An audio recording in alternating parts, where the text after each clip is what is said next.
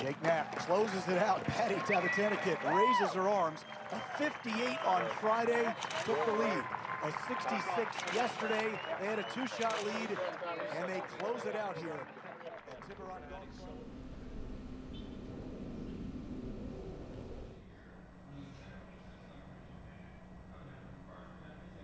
Yeah, so I moved in here, I want to say it was first week of October, basically. So still pretty fresh and new, only a couple months in the house. As you can tell, still waiting on some things to be delivered. Still debating on whether a couch is going to go here or if we're going to put in a simulator or do something like that. I mean, I'm in Arizona, so you don't really need indoor practice, but it's kind of nice if you're sitting around at night and you want to just blast 100 wedges into a wall. It sounds like a fun idea. But main focus of the house is that deal right there. Yeah, once I saw the house and I saw that, I was like, wow, I just hold the trophy perfectly. So yeah, haven't been here super long, still kind of like moving in. It'll take me, I don't know how many more months until I get something on that back wall. The house has been great. It's been fun to kind of figure out what to do with it, and you know, felt like it was move-in ready. So I'm excited to finally be here and make it my home. I would say this is the main room that I hang out in 99% of the time when I'm home. Eat all my meals there, chill here, watch TV, love the view of the mountains and all that good stuff.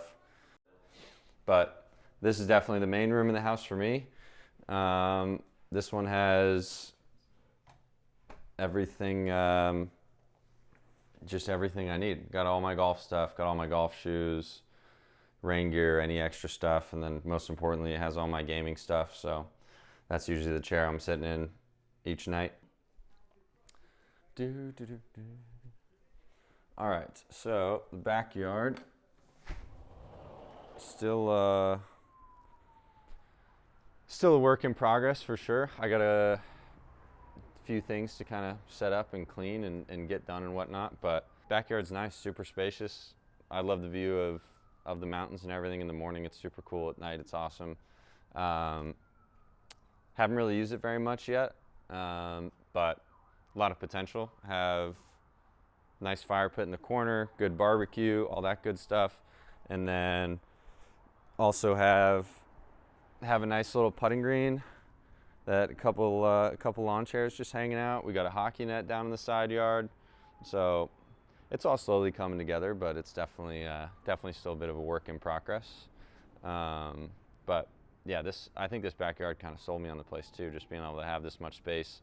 My brother's got, you know, an almost 2-year-old now, so it'll be cool when they come to visit and he has a bunch of things to kind of play with and do. Scottsdale for me was kind of a no-brainer with everything. It's close enough to where I can just drive back to California if I ever need to, and then travel's kind of the same as the West Coast, so I'm comfortable doing that, which is fine. You know, it's longer flights going east, but not that big of a deal.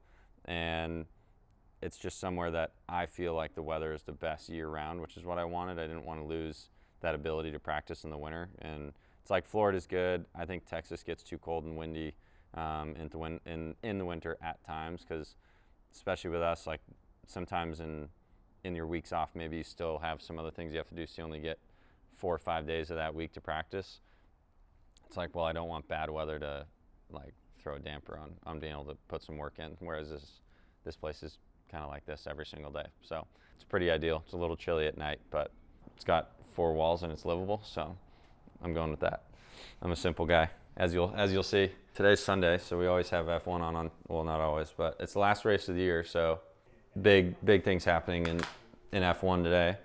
I started watching like 5-ish when the show came out. I started watching, so like I gravitated like towards, like, wouldn't even say Red Bull, but like I enjoyed watching Verstappen. I think he's crazy good. I've always been like kind of into McLaren. Like McLaren's always been my second favorite, so was never really like a huge Ferrari guy. Yeah, McLaren and Red Bull for the most part, so like makes this year kind of exciting.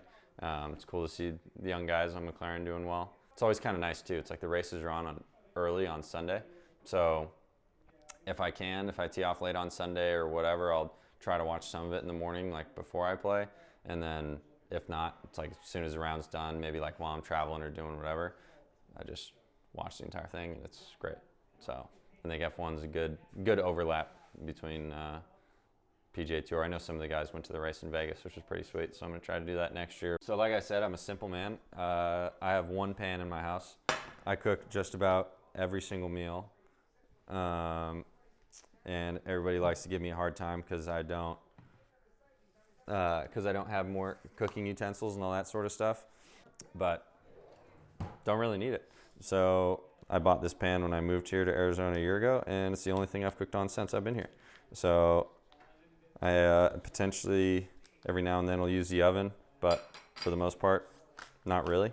And I'm sure I'll get people that'll grill me for my cooking style, but I cook what I like, and I like what I cook, and that's all that really matters. So I started like working with a nutritionist, or did a bunch of like food sensitivity stuff, and not really supposed to have a lot of different things for breakfast, or a lot of your breakfast foods. So like eggs, not supposed to have egg whites, no gluten, no dairy. So all the fun things that people like to have for breakfast, I cannot.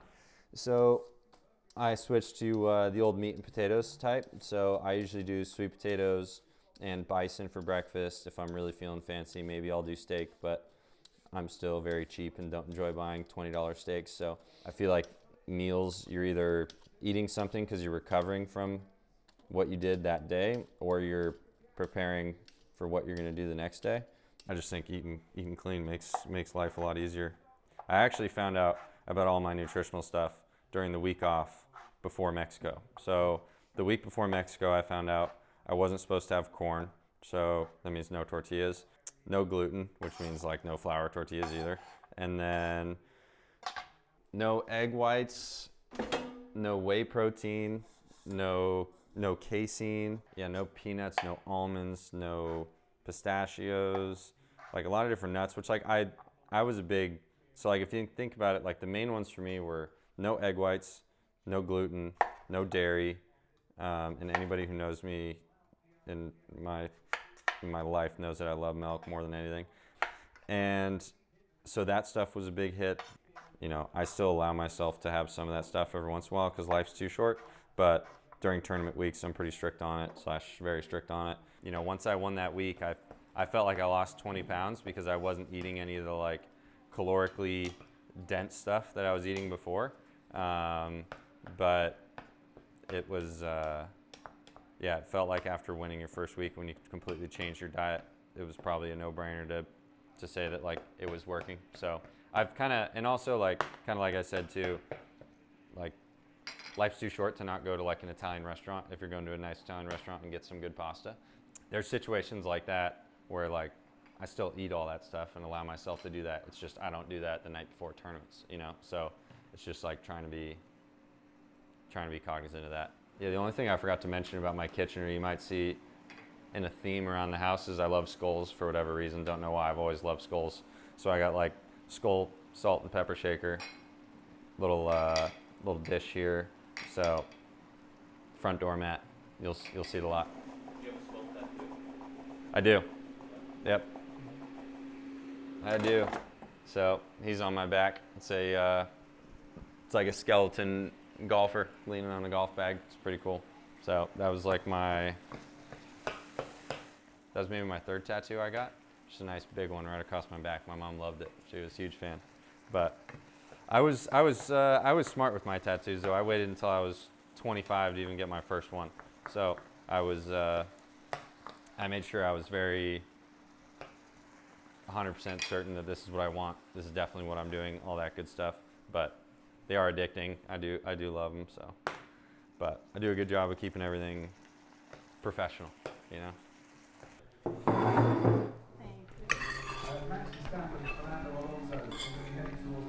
All right.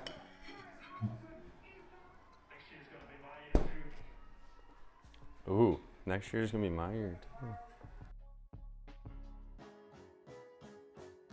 So we're gonna head out to TPC Scottsdale, which is obviously host of the waste management. TPC for me, it's not where I spend every day. Usually I go to Whisper Rock most days, or I go up to Scottsdale National, and those two places are pretty spectacular in terms of having everything you could ever need. But TPC's in 15 minutes closer to my place, and they have like a pro side of the driving range, so you can go to the back side of the range. You know, you might see some of your buddies there who play. Like Wyndham and I have known each other for a long time. Like Max Homa and I have known each other for a long time. Bo Hostler just moved out here. He kind of tested out last year, same as me. You know, and I moved here, and like I don't have, you know, I have like a pretty good core group of friends. You know, like 8-10 guys back in California I've been friends with since like high school. All of them live in California. So I moved out here without any like family or friends, but so it's been super nice having somebody like that to just kind of, you know, have to be able to like just hang with, do something casually, because usually most of my days are just wake up, practice, go to the gym, eat dinner, play some video games, go to sleep. It feels like home. I mean, like, I think California will always be my home, like, without a doubt. Like, I was never willing to give up a place there just because I love going back.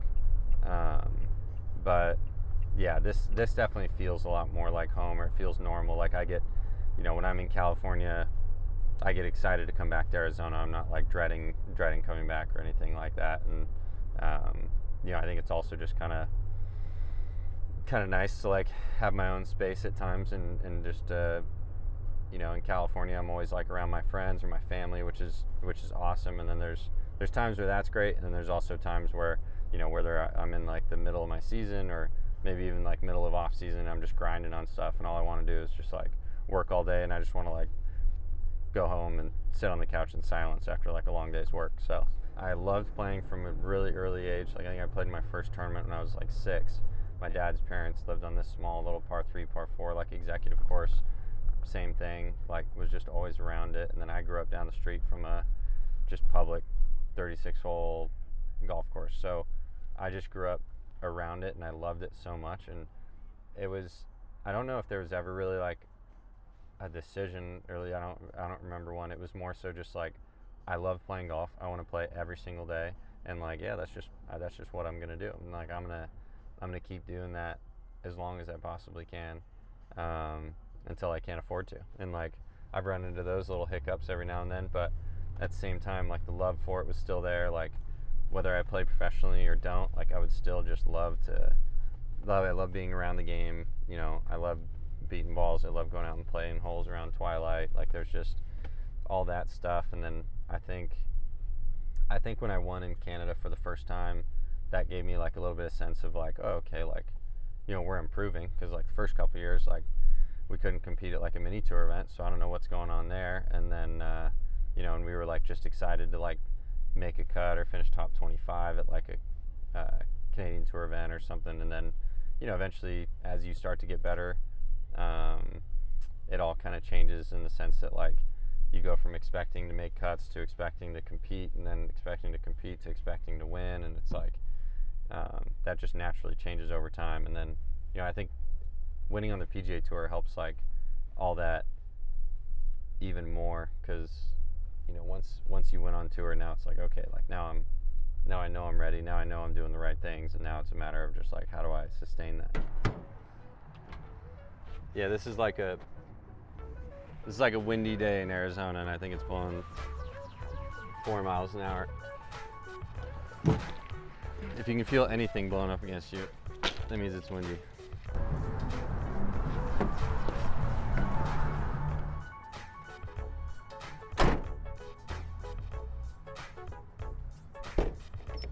How's it going? Doing good.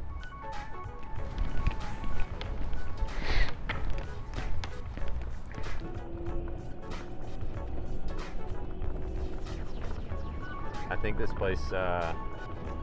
think this place spends more time building and tearing down than it does actually like with no structures.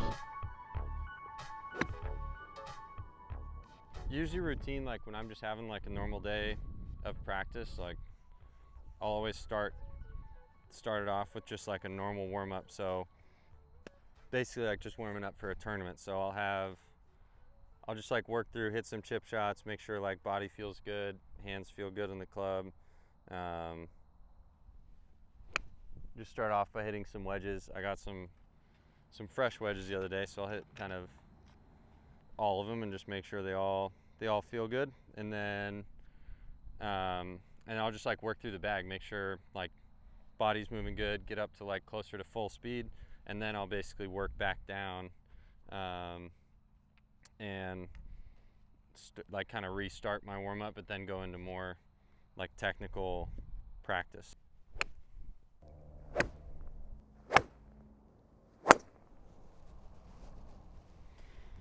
All right, so, and this is also where like I'll bring out more kind of devices like I use to help get my swing in like a good place, or at least personally what I think gets me into a good place. So I like to use something usually like in between my arms just to help me feel a little bit more connected.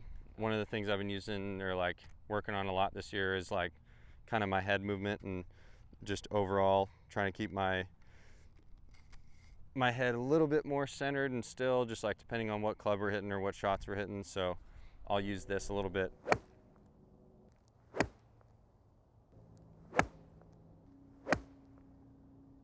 I've worked hard to have like the tempo I have now just be like a stable throughout. That's kind of where the working out stuff all kind of started. Was I was always like pretty fast for my size, and then, you know, even for my age and stuff like that. But once I started to like get to certain speeds, I felt like I had to work really hard to create it, and or like on video it didn't look the easiest, you know, like my feet were doing a lot of weird things, my body was moving backwards, I was kind of throwing at it.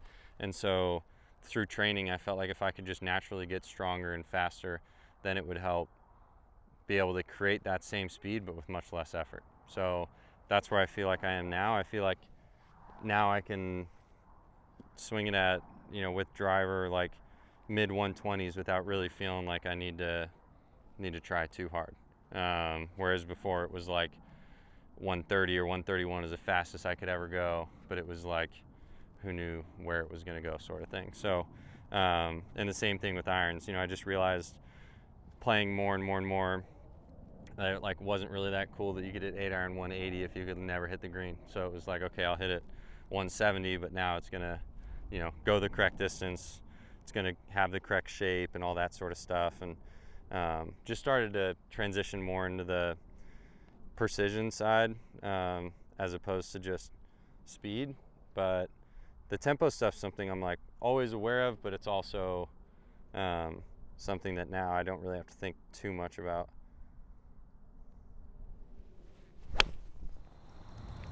Jake, I'm sure you heard that you have the favorite swing of Tiger's son. Yeah, Charlie. Yeah. What was that like? That's pretty funny. I don't know.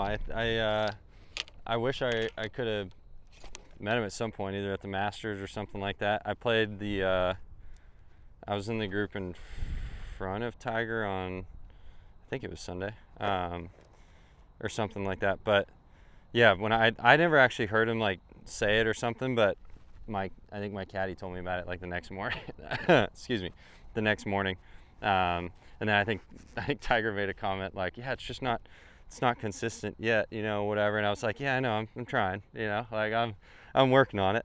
But no, that was pretty cool. I think just like the overall, like, I don't know how much people have like just kind of become a fan of like my swing and my move and everything, when like, if only they knew how much I hate my golf swing, you know. And I think that's the nature of like anybody on tour. I mean, I don't think anybody like, I don't actually hate my swing, but like there's so many things I want to get better at. There's so many things that I do that I don't like, that I wish I could change or whatever. But you know, over time you just realize like once you played a certain amount, like now, you know, I'm going into my 9th year as a professional or something like that, and it's I don't know, it's just crazy to think how much my swing's changed over time, and it's gotten a lot better, but there's still so many things I want to improve on.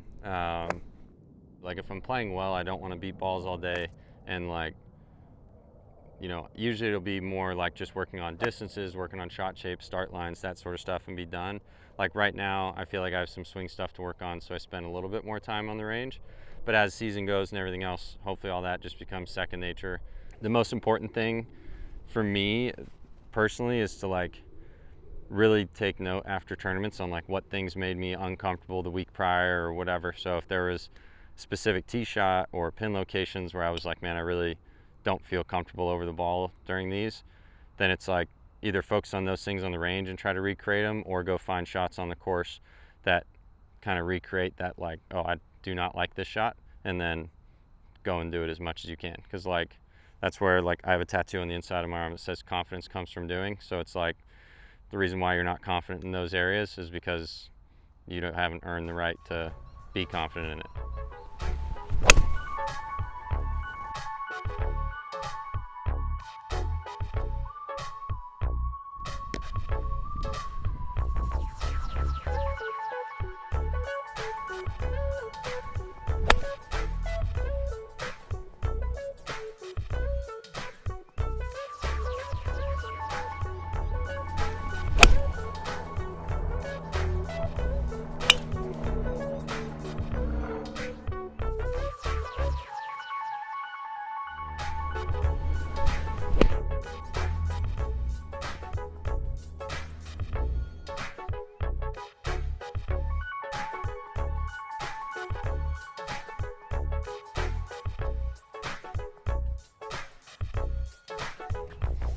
All right, on to the next one.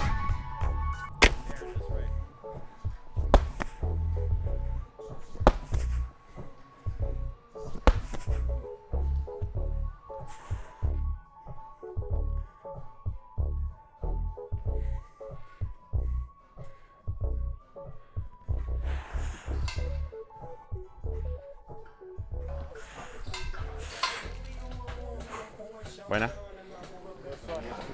Talk about this week coming up, right? Yeah. So the heavy days, travel day, and then mobility. So, Yep. So you have a whole bunch of stuff that you can do, like hotel room or whatever you need to do. Yep. They're new, but they're all pretty simple stuff. Okay. And they're all mobility-based, static kind of holes and movement out of positions, but nothing Yeah. crazy. Your pattern for tournaments is we're going to try to do stuff at the hotel. Yep. Kind of warm up activation stuff, if it's your room or the gym there. Yeah. And then about half an hour before you hit, you want to do the pre-workout or the warm up. kinda, Yeah. Right. Looks good, man. Shoulder felt good on the table. Yeah. I think you're ready to go. Progressing nicely. So That's really good. I'm stoked. Awesome, man. Appreciate you. All right. Thank you. Yeah, like I got to pack all my own shirts, sweaters, rain gear, all that sort of stuff, and make sure I have everything week in, week out, golf shoes, all that good stuff. I mean, yeah, got to become a pretty efficient packer if you're going to do this. One of each color. I think it's just more so, I mean, I want to be on like a Ryder Cup team, President's Cup team, stuff like that. So just being, rather than being in the conversation for like a captain's pick or something, I want to be, I want to like solidify my spot through points. So that's definitely one of my top goals. And then, you know, with that being said, like I really want to play well in the West Coast swing. Like those events are just important to me. I haven't gotten to really play in those, like that many events close to home before. So like tournaments like the Farmers Insurance, Waste Management, Amex, all that stuff. Like those, you know, probably my number one event to win on in terms of like being a regular tour event is Farmers. Just love Torrey Pines. Place has special meaning to like just me and my family, and it's just a cool spot. Feel like the course fits me well. So that's definitely high up there. But yeah, other than that, nothing. I'm not a huge goal guy. I'm more of like a day-to-day, just like set miniature goals for myself and how to improve and get better. And then from there, you know, especially in our sport, like you lose a lot. So I try not to put too much of a priority on like needing to win in order to achieve certain goals. Just try to more so squeeze every last drop out of each day and get the most out of myself. And then if I do that day in, day out, good things will happen. And like I think that my game, when I'm playing well, like I think it fits like major championship golf, especially like US Opens, PGAs, stuff like that. But I also think, at least for me personally, I don't want to like skip any steps. Like I want to keep on competing like week in, week out on the PGA Tour, try to be more consistent, better, just more well-rounded player. And then like kind of with that, I feel like the majors will come. I personally just don't want to be one of those guys who puts all the focus on like just those 4 events every single year, and then like just treats all the other events as like getting ready. Like I want to feel like, you know, the regular events as of right now, since I'm not into all 4 majors, those are all my majors. So I got 30 majors every year as of right now. Oh man, I'm not a folder, that's for sure. Yeah, the pants are nice. I have my own theory. This is conserving space right here. You have to alternate the shirts, so you go collar one side, collar the other. You know, just saves you that extra little bit when your bag's like bursting at the seams, which it always is. And yeah, just saves you a little extra room.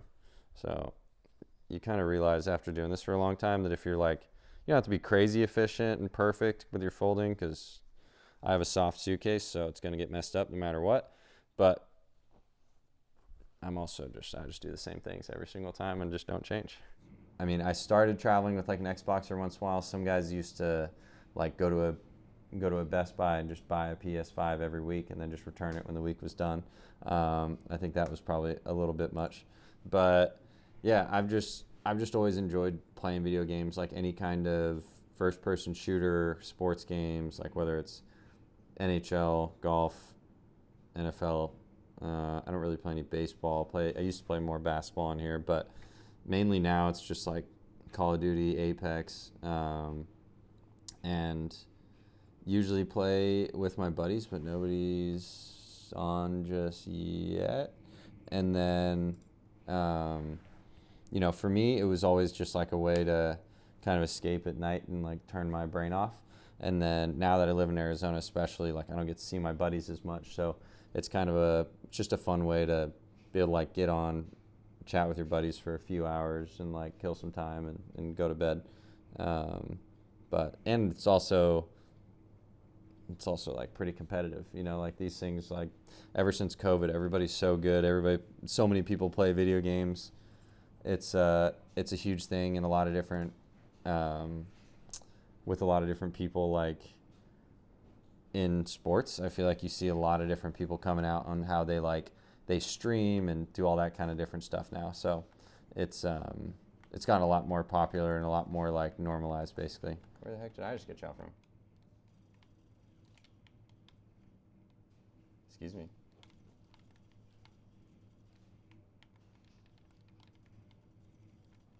Oh, that was, there's 3. I downed 2. Well, I downed 2. I don't know what you want me to tell. Oh no, don't tell me the game froze now. That would be so sad. Did it freeze for you guys too? Sick. First game back. Nice. All right, BRB. Hold on. Let's see here. Welcome to Call of Duty, everybody. That's a bummer. See, and this is why I got a new PC. We're so back. Yeah. All right, we got snipers over here. Oh, yeah, I got a loadout crate, and I just selfishly did that. I apologize. Yeah. Yeah, I'm not that sorry. Oh, it did crack him. Let's go. Wait. I got 1 dead. Probably dead to this guy. Never mind. He's bad. 2 dead. Squad eliminated. How'd we all just die out of nowhere? What just happened? Oh, no. That's a sad day. All right, boys. I will talk to you guys later. All right. Peace with it.